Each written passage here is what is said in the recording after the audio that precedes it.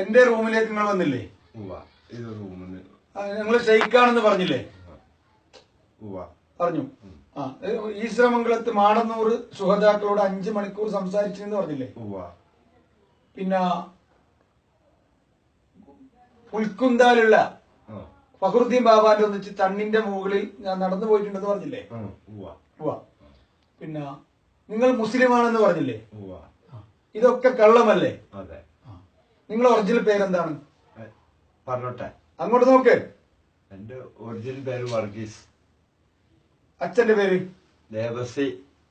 അമ്മയുടെ പേര് മേരി. പിന്നെ നിങ്ങൾക്ക് എത്ര മക്കളാണ് നിങ്ങള്?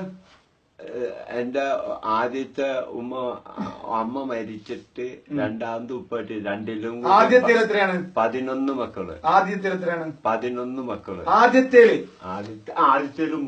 3 അവരെ പേര് പറയും. അന്നംകുട്ടി,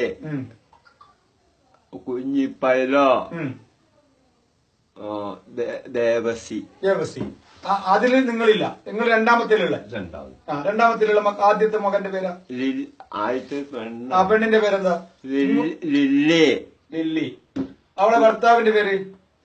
ലില്ലിന്റെ അങ്ങോട്ട് ആന്റണി. ആന്റണി. ആന്റണിക്ക് എന്താ പണി? കൃഷിക്കാരൻ. ലില്ലിക്ക് എന്താ പണി? ഗ്രഹജോലി. രണ്ടാമത്തെ ആളാരി? കുര്യാക്കോസ്. കുര്യാക്കോസിന് എന്താ പണി? കൃഷിക്കാരൻ. കുര്യാക്കോസിന്റെ ഭാര്യന്റെ പേരെന്താ? റോസിലി. ഇങ്ങോട്ട് നോക്കില്ല. റോസിലി. പിന്നെ റോസിലിക്ക് എന്താ പണി? സ്കൂൾ. അത് ഗൃഹജോലി. പിന്നെ മൂന്നാമത്തെ ആള്? നാലാമത്തെ ആളാ? ആന്റണിക്ക് എന്താ പണി? School teacher. മാസ്റ്റർ. ഭാര്യ സ്കൂൾ ടീച്ചർ. റോസ്ലി. ഏത് സ്കൂളില്? അത് അന്ന് കൊരട്ടിയിലായിരുന്നു. ഇപ്പൊ അതൊന്നും വേണ്ട. അന്നത്തെ